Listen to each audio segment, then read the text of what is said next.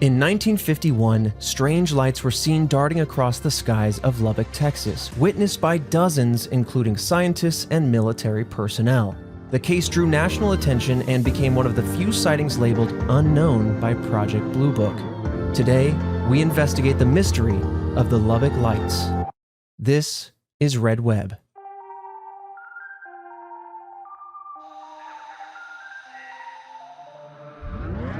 Welcome back, Task Force, to another episode of Red Web, the podcast all about unsolved mysteries, true crime, and the paranormal. I am your resident mystery enthusiast, Trevor Collins, and joining me hearing this case for the very first time, Alfredo Diaz. Talk about lights in the sky. I already know, man. Aliens. Here we go.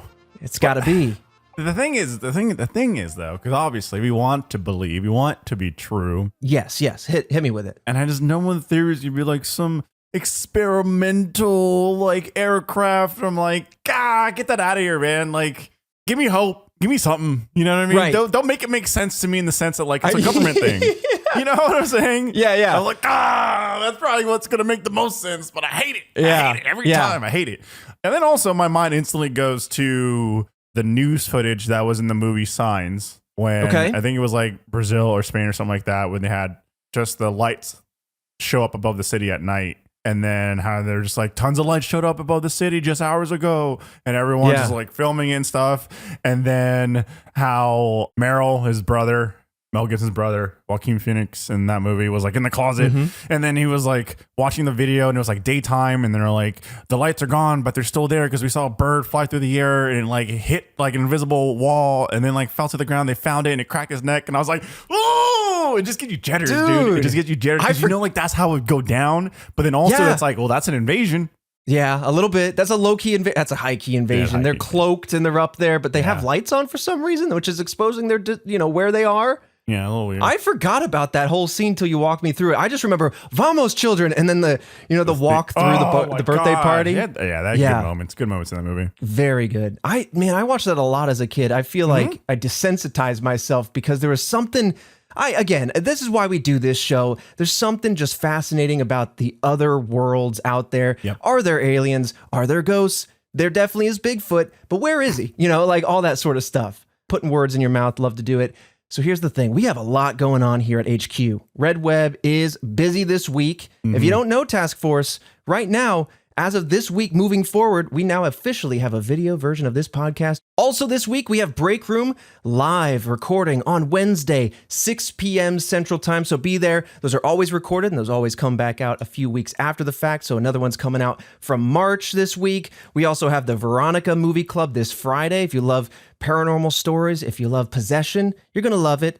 And of course, the discount codes. There's lots happening. So go to Red Web Pod, check it out. Get yourself in there, become an official member of the task force, and genuinely, it is the #1 way to support this podcast. So with that, I want to shout out a few task force members. We got Ashkin Bishop, a buff scientist in their own mind. They got a rippling brain on them. And of course, the squonks of the month, we have Andy Schrock, Clint from PS3, G, and Zarathustra, just to name a few.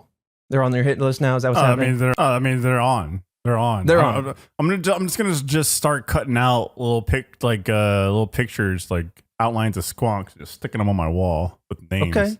Okay. You know what? We can do that. We can do that. That maybe will desensitize you, so you'll stop hunting. You'll see the picture, and then you'll be like, you know what? I'm satiated. And the hunt will never stop. The hunger never stops. Okay, listen. The Lubbock Lights. There's a lot to discuss. I want to dive in right away. There's a lot to talk about with this one, and it starts with some pretty buff minds, if I do say so. A lot of professors from a local college came in, and they had a lot of different disciplines under their belts. So this is what makes it so fascinating. A lot of documentation, a lot of study. So let's dive in. On the evening of August 25th, 1951, there was a group of 4 professors from the Texas Technical College, now called the Texas Tech University. They gathered at the home of geologist Dr. W.I. Robinson. Now, Texas Tech is located, as you might know, Lubbock, Texas. It's the namesake for these lights. They don't have that name yet, of course, because it's just a regular night. And this is around 330 miles or 531 kilometers northwest from where we are now, the capital city of Austin. Oh, damn. Yeah, they're kind of out there. Okay. Well, I mean, Texas is big. And I remember moving down here. There's a lot of nothing. It's very flat. Yeah. That drive is the most boring drive ever. You drove here? I guess you would. You had cars and stuff to move. Yeah, I had cars and stuff. Yeah, if you drive here to LA, half your drive is Texas and nothing. Yeah, a lot of nothing. Now, the other three joining Robinson that night were chemical engineer A.G. Oberg, professor of physics Dr. George, and a department head and petroleum engineer W.L. Ducker. Now, the group were in the garden to watch and analyze, as I kind of assumed, the Perseids meteor shower, but they were out that night to look at a meteor shower. Now, the one I quoted is one that typically happens every year in August, because that's the time frame we're looking at. And as they were looking out that night, they saw something completely out of the ordinary. Coming out of the northeast, the professor saw a semicircle of several circular lights. Others later described this formation of lights in more of a V formation, something like you'd see with birds, but they stood by their definition of it being a kind of semicircle, an arc of these circular lights. After the lights disappeared, the professors decided to wait and watch for them to reappear, see if this was something that was a one-off or if it would come back by. After about an hour later, they saw another semicircle of lights, and this time the professors were ready with pocket watches and they were going to time their movements. They're ready for this on night one. Oh yeah, I mean they're big brain buff scientists. You know what I'm saying? So, I mean, just the rap sheet that they had between all of them is nuts. And so it also is. It's nice to know. You know, it's not just like, oh, it's just a pedestrian looking up at the sky. It's like, okay, well, these guys, you know, they're masters in their craft. They studied the scientists. They're studying the sciences and all that kind of stuff. Like, I wouldn't know what I'm looking at. Like, you know. Listen, shooting stars come by, there's streaks, maybe a couple streaks. They're seeing a semi-arc formation that is a little too clean. And so they're like, well, that was odd. Let's be ready in case that happens again so we can really analyze it. So what they did was one of the group watched the lights while two others timed it. And I like this because now you have two different measurements of time that you can kind of average between. It's a little bit more accurate. And so somebody's got their eyes locked on it. And this is how they were able to kind of time this, and we'll talk about the speed that they calculated from this. But they basically said, all right, let's look at how long it's visible, time that, see where it moves from, and estimate whatever we can from this. Now, in both the sightings, the formation of the lights were identical in size and color, making no sound as they flew the same pattern. Interesting. The same pattern from north to south.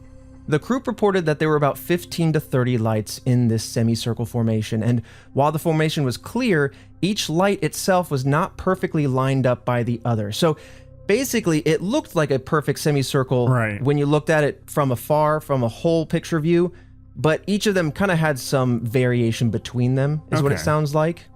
And when they described the lights, they said they had like a bluish green color, and it's kind of hard to decipher. They said they're not quite clear, but they're not fully opaque. So somewhere in between, they had a round shape, but not perfectly round, a little bit like oval. And each light, now this is what throws me. Each light was a bit larger than the visible stars that night. Now, obviously, we've all looked up at the night sky. Stars are tiny. Yeah, but the thing, so my thing is, like, as you're telling me this and describing to me what they were describing, it's like, okay, well, if they weren't lined up perfectly, then maybe it isn't some type of craft or machine, because then it would be. But then also you're like, well, the lights are bigger than the stars. So then it makes me go, is it just because it's just angles and depth perception that are playing? You know what I mean? Interesting, yeah. Like tricking the eye here. Like maybe it is properly lined up, but just because of the angle being so low to the ground and the height that it's currently at, and then like maybe that's why it seems like it's off. It seems like it's curved, but it's really not. Yeah. I mean, maybe some variation because of that, because of the perspective. Yeah, it just gives you a warp. It's a bit of warping because of the perspective from the ground. Yeah. Or maybe because of whatever it is, there's built-in variation, or maybe each of these lights are individual things. It's really hard to say. Yeah. Now, what's really fascinating to me about what they observed that night is the size of this thing.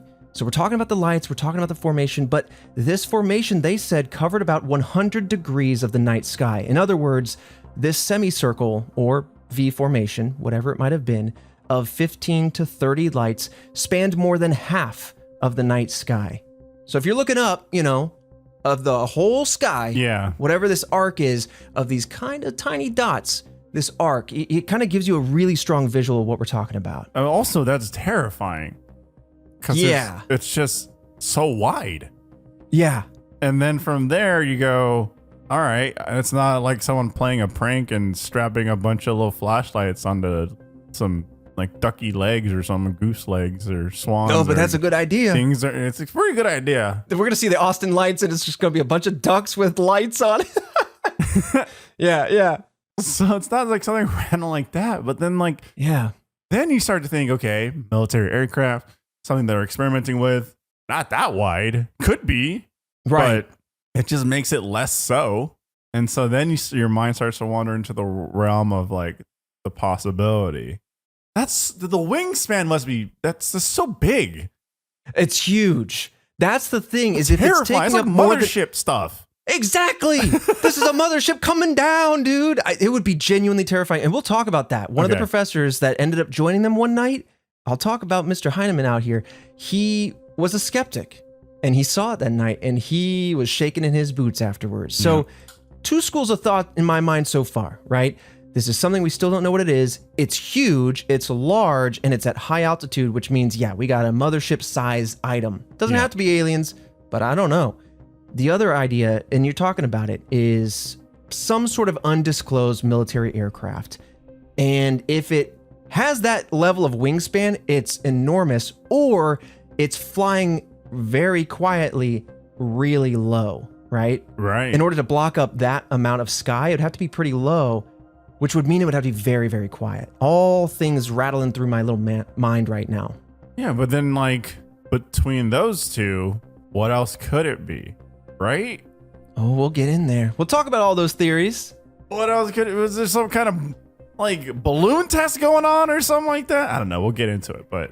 Right. There's always some sort of balloon or something. So after that night, the professor's story was published in the local newspaper. And as you can imagine, we've seen this pattern. Other Lubbock residents began claiming that they too saw the same lights that night. The lights subsequently became known as the Lubbock Lights, and over the weeks, hundreds of residents reported seeing them. Each time, the lights appeared very suddenly and disappeared the same way, appearing in the night sky for only seconds at a time. This is another really interesting piece of the puzzle here, where it just again, I can see why so many people were afraid of it and thinking aliens, because if it's this big, this silent, this fast, and appearing for only seconds at a time, it really makes it hard to guess what it is, even though it repeats. It has there's a formula here. It's uniformity. Now, over various encounters and various sets of measurements, thank you, buff minds of the professors, they've found the angular velocity to be 30 degrees of an arc per second using their pocket watches and protractors. So, some context, right? The entire night sky is 180 degrees.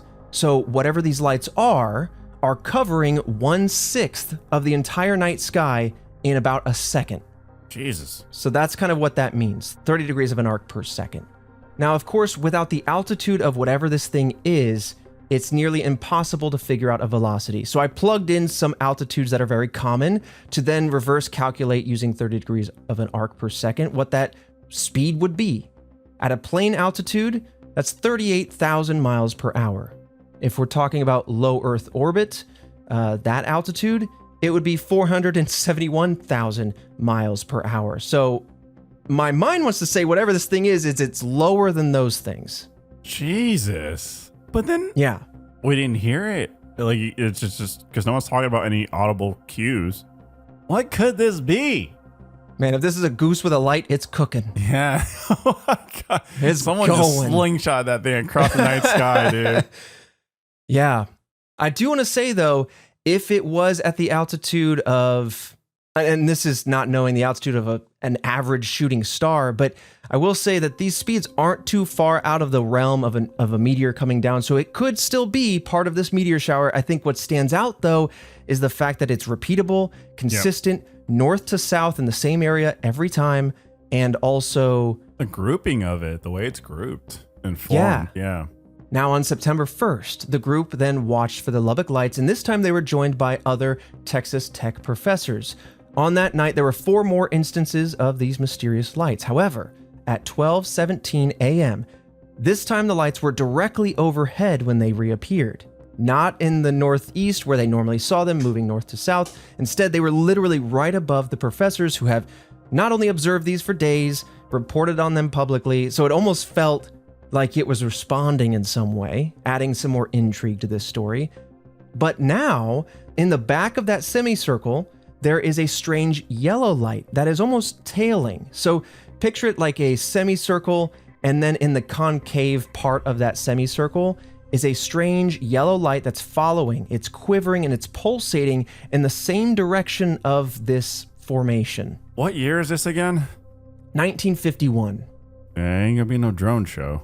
Dude, it just keeps adding more mystery to it. I can't. I know. And then also I'm like, well, what if it's a balloon? And then the speed would be too fast. And so. And also like uniform, the fact that balloons would kind of like wave bobble around or Also, they're going that fast. They're not going that fast. If they are, it's also just like, I don't know. I feel like it'd be shredded in a way. Mm-hmm.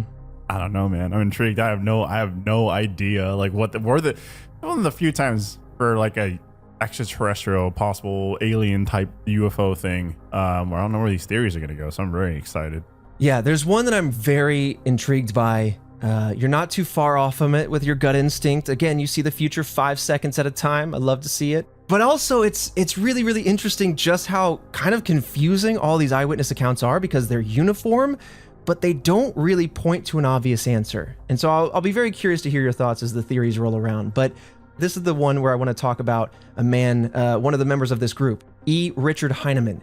He became terrified when he saw these lights, despite the fact that he was so extremely skeptical about the whole thing. So when he joined that night at 12:17, he saw this thing directly above. And whether it was the size, the sudden appearance of it, or just the awesomeness of it. Again, I think this speaks to just how wild it would have been to see in person. As a result, they called this particular instance Heinemann's Horror. The professors continued to witness these strange lights in the night sky between 9 p.m. and midnight until early September when they vanished. In fact, the group repeatedly saw lights at around 9:20 p.m., and it was so consistent that they decided to call those the old 920. That's how repeatable some of these lights were, which is really interesting. So again, meteor shower are consistent, but not to the minute, right? In total, the group considers there to be 12 official sightings of the Lubbock Lights. These official sightings were instances where at least 2 or more of the professors from the original group had seen and spotted these lights. And I do appreciate that too. There's a little bit of micro peer review happening here where it can't just be, well, Bob saw one and then Jimmy saw one. It's from the original group when it first happened, at least 2 of those 4 go, no, we saw this, let's document it. And I say the original group because over the nights, like I said, there were other various members of the faculty who joined in, Texas Tech faculty like Dr. Grayson Mead or Dr. John Brand, just to name a few others. That's good because then I don't want to sit here and go like, oh, was this small little group of like 3 scientists going, hey, maybe we can make a name for ourselves, maybe a buck or 2. A lot harder when you start roping in everybody. And if you're and if you're willing to have like a bunch of other people come into as well, then it's like, more than likely, you're not trying to do this whole scam thing, right? Or it's like, sure, yeah, and you come in too, and you come in, and you join us. It's like, all right, well, they're genuine about what they're doing, right? Every new person we bring in, we got to sell another 5,000 books, so you better be worth it, right? It's always worth having a little ounce of skepticism and maybe cynicism because we have seen that so much. To your point, that these stories can be made up or exaggerated to make a point or to sell a book or whatever the end goal is, sometimes to get attention. And who knows, maybe they're doing some study that they need research or grant money for. And that's all things worth considering. But yeah, I agree. I appreciate that they brought in other minds, other people. Yep. And ultimately, the group could not identify the source of these lights. And thus, their story, as intriguing as it was, made it all the way to Project Blue Book, a program that we talked about just a few weeks ago, Task Force. If you want to check it out, we dive into what Project Blue Book is, various cases they covered, but ultimately it was the United States' official answer to studying this sudden, almost spontaneous arrival of lights like this. You know, at the turn of the decade here at 1951, we're still in the early days of suddenly a lot of mysterious lights showing up, and so the government's like, all right, just for the sake of national security, the Cold War going on, a lot of other things. Let's look into this. Is it aliens? Is it something mundane? Something in between? But yeah, very interesting. This episode of Red Web is sponsored by Shady Rays. Get ready for the season ahead with quality shades built to last. Our friends at Shady Rays have you covered with premium, polarized shades that won't break the bank. Shady Rays is an independent sunglasses company offering a world-class product rated 5 stars by over 300,000 people. Plus, if your shades ever go missing or take an unexpected hit, you're out there hunting Sasquatch and he smacks you across the dome and off goes the glasses, you don't need to sweat it, okay? Because they have the most insane protection in all of eyewear. Every pair is backed by lost or broken replacements. If you don't love your shades, exchange for a new pair or return worry-free within 30 days. Task Force, I'm really excited to have Shady Rays as a sponsor. I know you've heard me talk about them for years now, probably, but genuinely, I wear my Shady Rays every single day. Whether I'm just going to the store or I'm driving down the street or I'm going on a walk or a run, they have a style for every outfit I have, and they're super comfortable, and I love how they keep up with all the different styles. They're always putting out something new, and they're really good quality at a low price, which honestly, you just can't beat. Exclusively for Task Force members, Shady Rays is giving out their best deal. Head to shadyrays.com and use code REDWEB for 35% off polarized sunglasses. Try for yourself the shades rated 5 stars by over 300,000 people. I also want to say that this episode of Red Web is also sponsored by the Task Force. Everyone that supports us, whether you review us for free, support us and follow us on various social platforms at Red Web Pod, or TikTok is The Red Web, or if you come over to redwebpod.com, where we have exclusives and so many bonus things for you guys to thank you all for your direct support. However you support us, however you listen, thank you so much. I just want to sneak this in here because, seriously, you guys keep the show running, and we really appreciate it. redwebpod.com. Now, the experiences shared and reported on by the professors sum up the lion's share of what was seen in 1951. But the famous photographs, and we do have photographs, Fredo, of the Lubbock Lights, come from a different source with a lot of debate about the authenticity of these photos. Okay. So I'm going to go ahead and let you take a look at these. It comes in 2 batches, but in total there are 6 photographs taken by this individual. Task Force, as always, you can check out our socials at RedWebPod. Follow us there for all of our information, but also these photos, or our YouTube channel. Let's take a look. Take a little look there. Image A. Image A, there's 2 of them there. Different lights. All right, so the first image, we have 2 images side by side.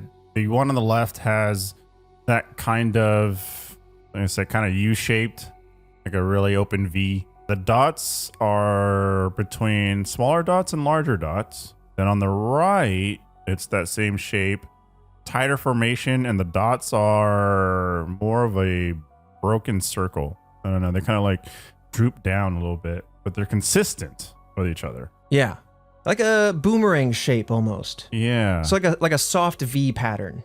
But then if we're looking at the other image, there's like 4 of them. And yeah, it's more consistent. That's kind of like 2 rows, and the 2 rows are made up of larger dots and smaller dots. This looks weird, man. And this consistently was flying across the night sky, and also taking up like half of it. Now, what's interesting about these photos is that if we have what the professor said, is that the lights were kind of small, not too much bigger than a visible star in the night sky, takes up about half of the night sky. These are pretty bold lights and a little bit more of a tighter formation. And so let's talk about how these photos came to be as you kind of mull them over, chew on them a little bit, because yes, some have a single row of lights in that formation and some kind of have this zigzaggy pattern of 2 rows of lights. On August 30th, there was a Texas Tech freshman named Carl Hart Jr. who said he saw the lights from the upstairs bedroom of his family home. Hart claimed that there were 18 to 20 lights in this V formation, similar to the description of the professors. And if you count the lights in the photos he provided, there are in fact 18, at least in those first 2.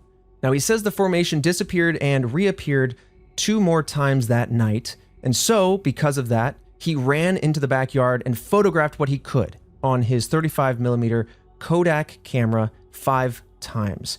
So 2 of the photographs came from when it reappeared the first time, and then 3 photos came when it reappeared that third, and it seems final time. I know we're looking at 6 photos here, so it might be that one of these is a duplicate and one is a little bit more zoomed in. Got it. Yeah, I believe the left image in the first that I provided you is the same as the bottom left image in the second. I would be like invasion. I don't know what I would do. Like the whole night sky is what's very terrifying to me. I mean, like you government, like yeah. Hello, government, 911. What do we do? Do we? Hello, government. Are we taking a look at this? This is. Just want to make sure it's not an invasion. If it's you guys, that's fine. If you're trying to read minds or like I don't know, do some kind of military stuff, that's okay. Not okay, but like I'll take it over like a possible scouting of an alien ship for an invasion. 100%. I'll take anything better than that. Just nod and wink, and I'll look the other way. Yeah, exactly. But yeah, dude, I don't know how I would feel. There's a lot of reasonable potential explanations, but at the same time, man, I always love to think of the mystery in the moment. What are people thinking the minute this is happening? It's being reported on, and so then people in Lubbock at night can go out after seeing that newspaper from 9 to 12 at night and likely see this. This is wild. Yeah, it's just like no shame whatsoever. Even if it was like a military thing, they're just out there, and it's like, well, okay, I guess you don't care that civilians are seeing this. And the other half is if you are some kind of alien extraterrestrial being scouting, you also don't give a damn that you're being spotted. Right. And that's terrifying. Yeah. Aliens, you won't believe it. And then the government's like, we'll just deny it. Right. Isn't that crazy? Or the aliens were just like, there's nothing you're going to be able to do to stop us anyway. Yeah, there's nothing can be done. Nothing can be done. We're going to do what we want to do. Dang. Yeah, we're going to sit in your corn crops and draw pictures and then leave. Yeah, I think as like an extraterrestrial mystery, this is by far, I think, one of the more terrifying ones. Yeah. I think most of them are not terrifying. It's like you see lights, patterns in the sky, stuff like that. I think this one just like the size of it and the consistency. I'm just like, oh, mine kind of wanders a little bit. Yeah. Yeah. I think that's the most intriguing part of this whole thing is you're right. A lot of the cases we've studied are somebody sees something, they report it, somebody else kind of goes, yeah, me too. And that's as much as we got. The fact that this keeps rolling around in the same areas is pretty wild. Yeah. And it's disrespectful. It's a little disrespectful. Disrespectful. It's kind of gaslighting us. Yeah. Whoever's doing it. It's just, damn, man. Yeah. So after these photos taken by Carl Hart Jr. were developed, the Lubbock Avalanche Journal published them. Of course, we want to get this out there. Everyone's seeing something. Now we have a visual to go with it. And the professors claim that they claim these photos were fake since the lights they saw were closer to that U formation than the perfect V formation we're seeing even in these photos. So I know it's a softer V, but they're like, no, this is like a semicircle, or this is a portion of a circle. So i.e. kind of an arc. And I don't know, man, that's really interesting. I love the fact that the professor's like, nope, not what we saw. But why didn't they take pictures? Or maybe it's like trying to take pictures with your like normal camera of the night sky. Maybe it's just too dark. I don't know. You gotta have someone with the, maybe they didn't have someone that was the DSLR guy. You know what I'm saying? Right. The high aperture camera guy. They're just, sitting there with a bag full of lenses, and you go, "This is my moment. I've been talking about all my different lenses and my little accessories for my camera, and now you need me. I'm the savior." Would have been great to have that guy. What's further interesting is that, again, Project Blue Book is now in the picture. So these photos were analyzed as part of Project Blue Book. But according to director Edward J. Ruppelt, quote, "The photos were never proven to be a hoax, but neither were they proven to be genuine," end quote. Now, Ruppelt, as you might know from that episode we covered Project Blue Book, he was the first director of Project Blue Book and tried to make their investigations more scientific. He tried to really make sure that there was a robust form that every eyewitness encounter went through, so everything was documented in the same way. So I appreciate bringing a little bit of the scientific method to something that's otherwise a little out there, literally. So Edward J. Ruppelt then traveled to Lubbock himself later in September to investigate the sightings for himself. He interviewed the professors, he interviewed Hart, and various others in town who claimed to have seen the Lubbock Lights. We're going to explore what he discovers further in the theories, but I'm going to tell you now, it's a little hair-pulling. It's a little frustrating. Okay. And, but out of the 12,000 cases that Project Blue Book officially covered, The Lubbock Lights were one of 701 cases that were considered officially unknown, right? Because in the end, we talked about the cynicism that came to play, people having their own agenda, wanting to dissuade things and knock things off and not really investigate because they had their biases, what have you. Mm-hmm. But to be one of 700 cases or so, to be labeled unknown, I think is pretty intriguing. Damn, 701 cases though? Out of 12,000. So, doesn't have an answer, but also, importantly for the believers out there, it's not debunked. I guess the thing is, like, if it was real, I mean, who's to say it would just be one, like a handful of cases, you know? Like, I guess it'd be like, there could be 700 cases where it's just like, they just kept coming back. Honestly, though, you know, unknown could include we just can't say. There's just nothing here to go off of. That's true. Yeah. But I don't know, man. He went out there. I love it. I love it. This is a very intriguing case. In his later book called The Report on Unidentified Flying Objects, Ruppelt actually had an entire chapter dedicated to the Lubbock Lights, again, to me, confirming that there's something mysterious happening here. And we have another buff mind here that comes to the plate. Dr. Richard Verone, who was a senior lecturer of history at Texas Tech, he told local news outlet Everything Lubbock about the Project Blue Book conclusion. He said this, quote, "I can say with confidence that the Lubbock Lights does not have a conventional explanation and more likely is a true unknown, which by definition does not rule out the extraterrestrial hypothesis."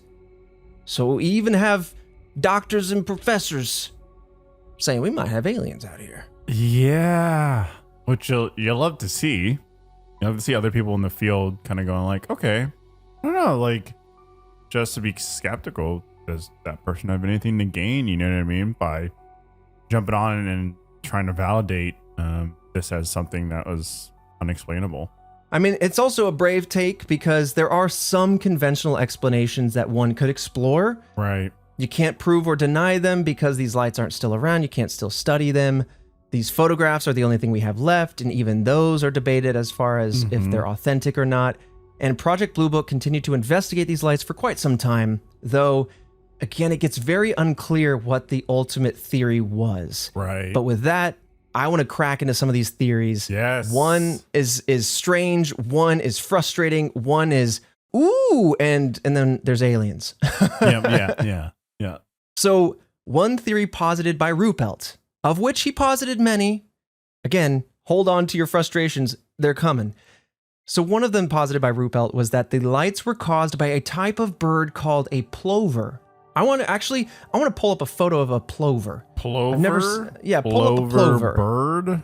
Bro, that's a little ass bird. That's like a kiwi. That's like a flightless bird that can fly. Bro, it's the tiniest bird. What are you seeing on these birds? Like, it'd have to be belly. the whole light. Right. It's got to be like someone's putting a spotlight on these tiny little lights. All right. Okay. Well, that's the bird we're talking about. Okay. It looks like it's 3 inches long. It's got a very white belly, and it's kind of like got camo on its back, kind of like a speckled beige and brown. Right. So the city of Lubbock had recently installed new vapor streetlights that year. Okay. Vaporwave was big in the 50s. Now, he and others figured that the lights were reflecting off the plover bellies. So again, with that white belly, these new lights, very strong, pumping up into the air, they're not bouncing off of anything else. And so maybe when these birds come by, suddenly we're like, whoa, what is that? That's not what those photos look like. It's just not. They look like there are lights in the sky, not a full-blown like reflection of a light from the bottom. I think those photos could also look like an overexposed image, right? Where the lights suddenly blow out and the night sky goes fully dark. And also there's motion blur in there, which means that the aperture's open for long enough to let that light in. And so we're cooking here. Yeah. I don't know. Yeah, that's the thing about like photography is you start messing with it. You know, some people, I remember people just be like, it's a ghost. It's like, well, no, they just had a longer exposure. Yeah. Some ghosting effect, you know, where there's like or double exposure. Yeah, local farmer T.E. Snyder witnessed the plovers flying overhead one day when he went outside he was actually going to the local movie theater of all things, and he saw the undersides of those birds get lit up by the ground lights. And so this is kind of where that theory stems from was, I don't know the exact time of night, but it was early enough, maybe it was dusk, maybe it was daytime, to be totally honest. We don't know. But these birds are flying overhead, the lights bounce off these birds, and it's enough for him to notice and also confirm that they were the birds. Maybe something there. And there was another local, Joe Bryant, and his wife said that they saw the lights on August 25th, kind of early on in the whole thing.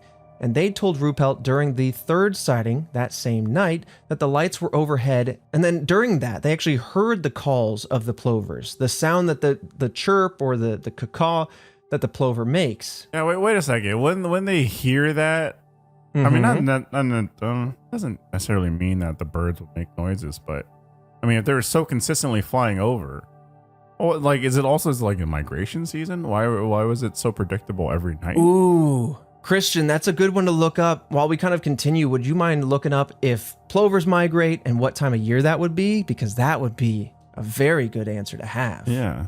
And also, I do want to say these birds are small enough they would have to be quite low, but also they would still probably be silent.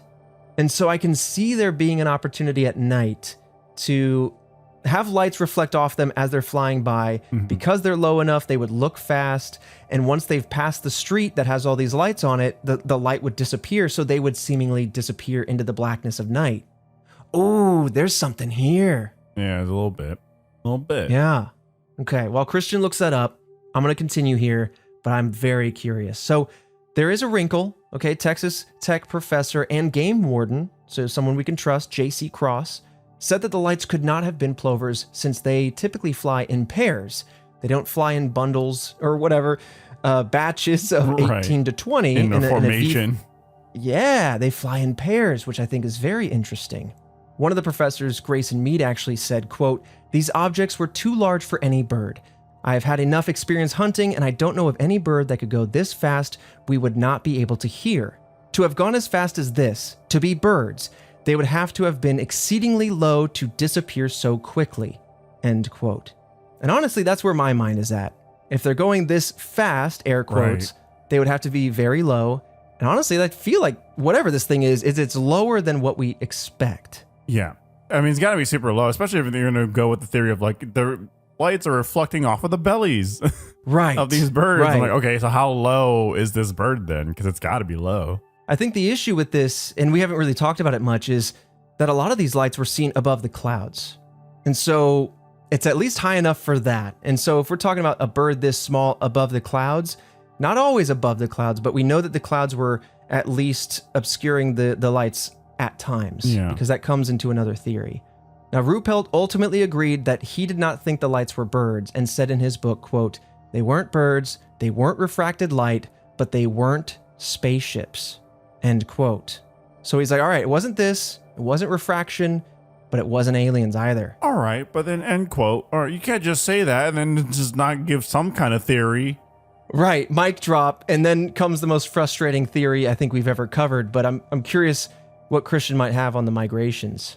Yeah, when it comes to the migration, it does depend on the subspecies of plover in terms of area and whatnot, but at least it looks like migration times tend to be the same. So for example, the semi-palmated plover, they migrate in late spring, early fall with peak southbound flights in August, and they tend to be coastal migration birds. So looking at the migration map, they do spend time on the Texas coast. So not quite Lubbock, but not too far away. We're close, we're not too far away from patterns here, outside of the fact that they typically fly in pairs, but August, Texas. Yeah, close enough. I don't like it. Yeah. Christian, you came in here and you messed it up, okay? You had something to believe Depending in. on the subspecies. Damn it. You make this clean and straightforward for once. Subspecies of plovers. I didn't even know plovers were a thing. Cute little birds. Now comes the theory of our lives. And I'm just going to say it's listed in our notes as unknown theory. Okay. And I'm not saying we don't know what it is. I'm saying the theory itself is unknown. And I have to talk about this. Okay. So concluding Ruppelt's chapter on the Lubbock Lights, he claims that they are an, quote, easily explainable natural phenomenon, end quote. Sorry, what? He says that. Okay. Though, to be completely clear, he hasn't disclosed what the theory is. Of course. Oh, get this man out of here. You know what? Remove him. Remove Put him back this in and then man, remove bro. him again. Remove him? Yeah, remove him and then bring him back in so you can remove him again. Okay. Yeah. Come on, man. What man. do you mean? It's totally explainable, but you know what? You're just going to have to find out on your own. Oh, don't give me that. He's got nothing. He's got nothing. That's like that. He's got nothing. That's like that attitude in elementary school when you're like, oh, I know the answer. I'm not going to tell you. Like, Right. Why would Right. you say anything? No, you don't. Here's what makes it worse. Okay. So according to Ruppelt, again, it's coming through him. A scientist tested his mysterious theory and proved it. Whatever it was, a scientist came through and proved this theory. And so I'm going, why aren't you telling us then? We're out here pulling our teeth out for some reason over these lights at night. I want to know if aliens exist and how thick are they if they do? And you're going, I proved it. Why isn't anyone saying anything? What is this like? Oh, like, I don't know. Like, I tested it and it's true. It's true. Right. It is true. Right. I'm like, none of this means anything unless you can actually tell us something. Right. Sitting here going like, I know. It's like, I need to know exactly what you think you know. Right. Tell us. Speak out loud. Use your words. You have a whole book. Yes. Here's the thing. So I'm trying to give him some credit here because there are some lightly relevant theories, sub-theories that could fall into natural phenomenon that I think that I was just kind of positing could fit, right? So moths at night. Again, now we're talking real low altitude. I'm talking inches above your head and you're thinking that they're lights in the sky. Optical illusions brought on by temperature inversions. Certainly something we've talked about in this podcast. We've talked about temperature inversions showing up on radar. Something to think about.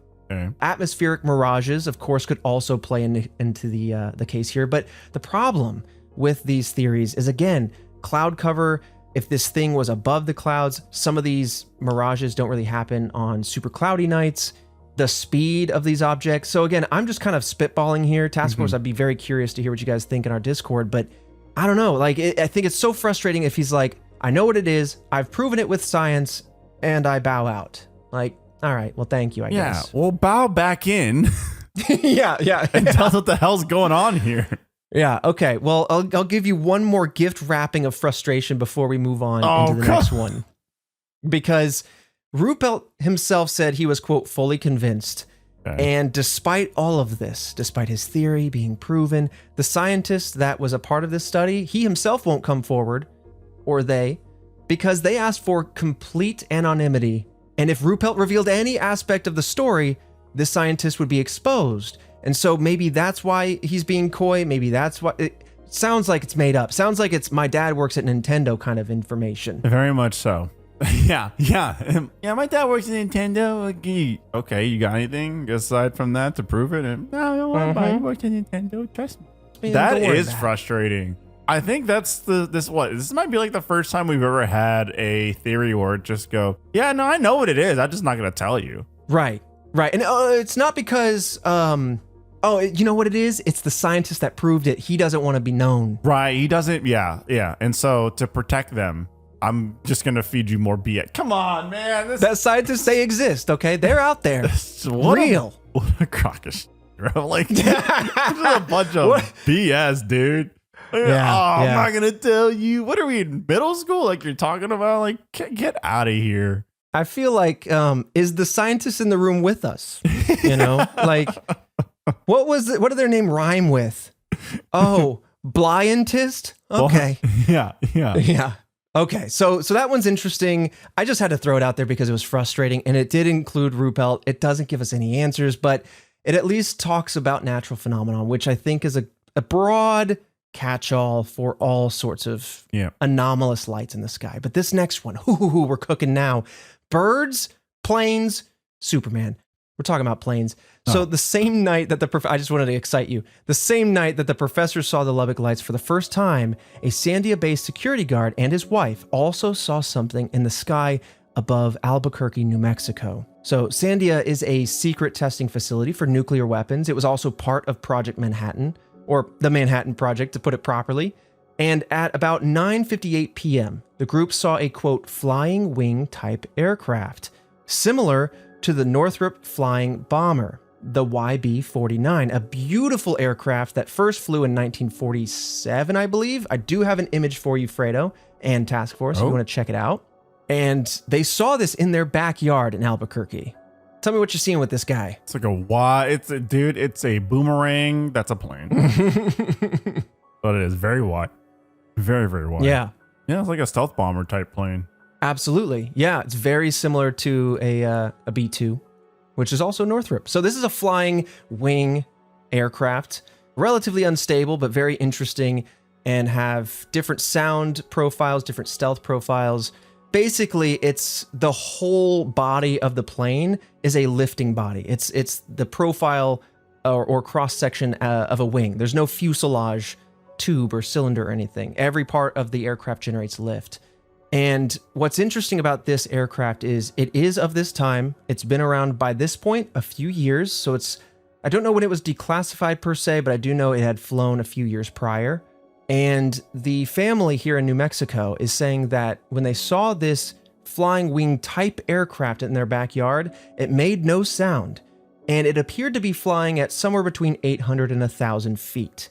Now, typically, it's very hard to estimate something like that. So maybe either of these two individuals were familiar with aircraft, or maybe it's a good guess. Either way, I wanted to plug this altitude back into the equation I was talking about earlier, because at this altitude, with the measurement of 30 degrees of an arc per second, that puts this object, if it's a flying wing at that altitude, or whatever it is, at 321 miles an hour.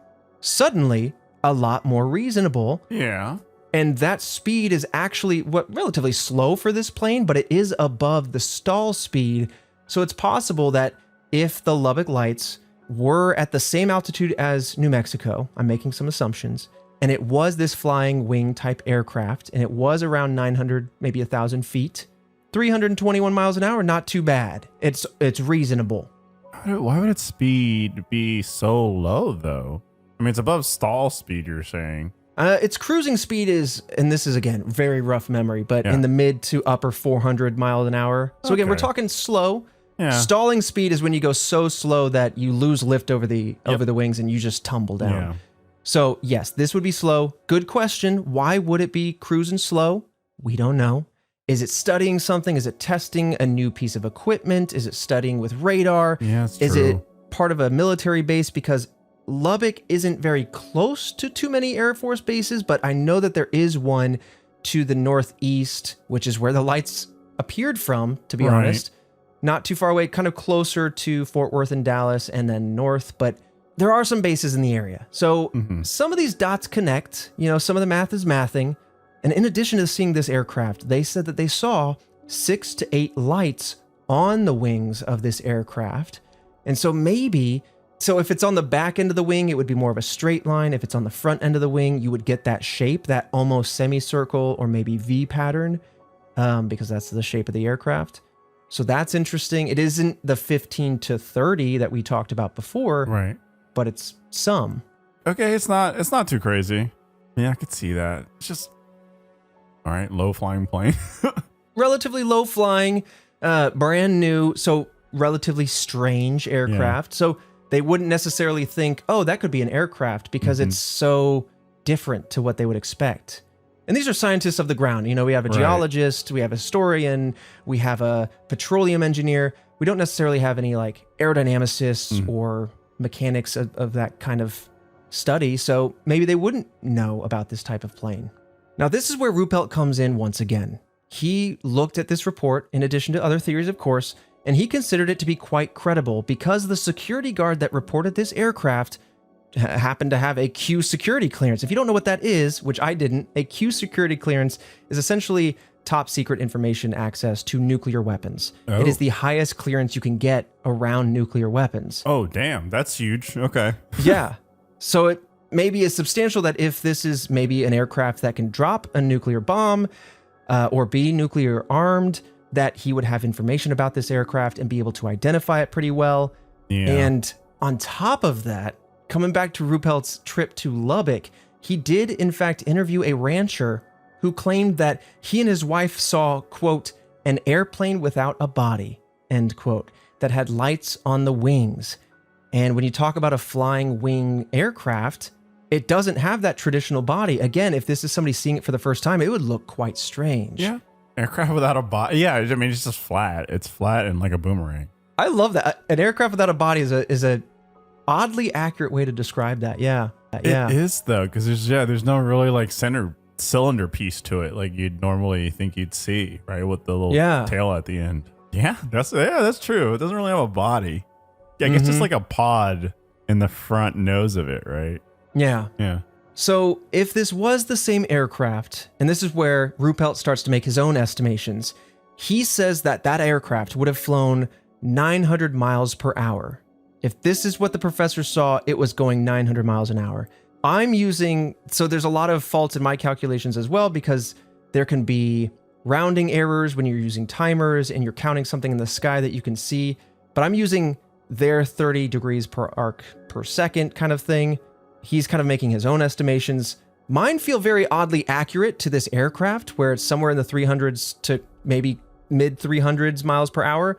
He's saying 900, which is too fast for this aircraft. I'll just say that. It doesn't fly that fast. Yeah, because you're saying like 450. Yeah, so he's saying that this object was going too fast for it to be this aircraft, but everything else does really point to it being this YB-49 aircraft.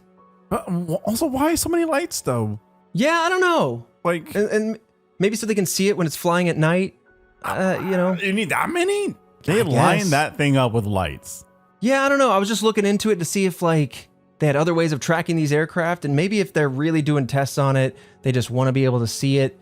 And maybe, I don't know. See, again, we're in that time period where a bunch of new aircraft are coming online and a bunch of lights are appearing in the sky. Right. I don't think they really understood that the ramifications of putting a bunch of lights on their airplanes would like, well, yeah, that'll help us see it when we study it at night. Mm-hmm. And I'm like, well, it'll also help a bunch of people who are confused and scared see it at night and go, what is that? Yeah, just absolutely be terrified. Yeah, for sure. Yeah. But I don't know.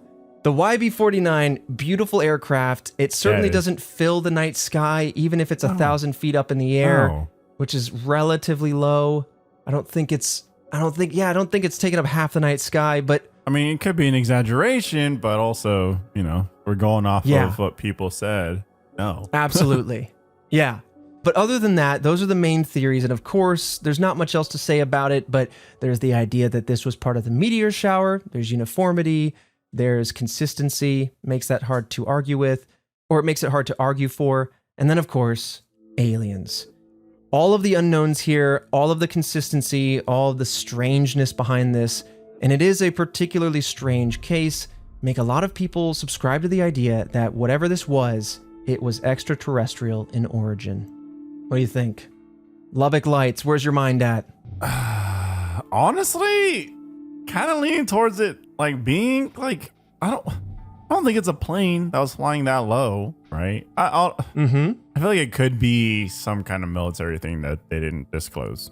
But I don't know, even like if you think meteor shower, the way I feel like a meteor shower is usually grouped together more than like the formation for this doesn't read meteor shower to me. And then the consistency between all the small lights and all the big lights being roughly the same, as opposed to just pieces that have been broken off in the atmosphere. I don't want to say aliens though. You know what I mean? There's like not enough to say that, but that's where I lean towards, because going with the other ones, I don't really think it is. Yeah. It's kind of rough. There's something about the birds that I think is really interesting. It's connecting a lot of dots. It gets me like 70% there. Yeah. There's a lot about this plane that, outside of Ruppelt saying it was going 900 miles an hour, which, again, I don't know all the variables. I wasn't boots on the ground. It gets me like 95% of the way there. I think there's a lot to it. But honestly, we got to say it. It could be a plane made out of birds. We haven't fully considered it. That's true. We haven't looked at all the angles. But this has been the Lubbock Lights. I mean, a fascinating case. I love that you were enjoying along the way too, because at the outset, it was one we've held on to, Christian, Jillian, and I, for quite some time, because the common knowledge about it is like, yeah, a small town in Texas saw some lights.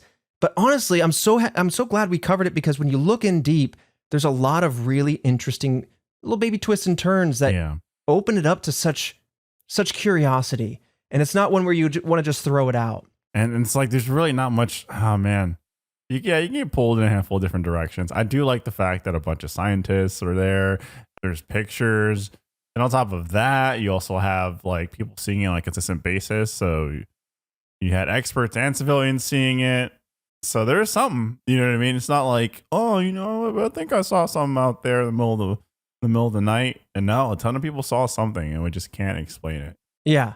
I love that this isn't, well, I woke up naked in an alien's bedroom and the lights were green and I was tied to a table. And then I woke back up in my bed and I was peaceful again. Like it wasn't some sort of mysterious and crooked abduction story. It was purely, and I don't even know when that started. I need to find the first one. Like, when did that start? Maybe that's an episode. But like, it's just, oh my God, there's a shape of lights in the sky. It seems huge and I don't know what it is. And that's enough for me to go like, that's wild. Yeah. I don't know. I love this story. But there's something there. There's something here and there's something in Lubbock. But this has been the Lubbock Lights Task Force. Thank you all so much, as always, for another beautiful episode supported by you guys. And you can head to redwebpod.com to do that, to support us. We'll see you at Break Room on Wednesday. Oh, yeah. Lots happening on our Patreon. We just concluded Mystery Madness. Lots going on there too. But if you want to support us for free, you can do that as well. Just review us wherever you listen to podcasts. Boost us in the algorithm. It really does help.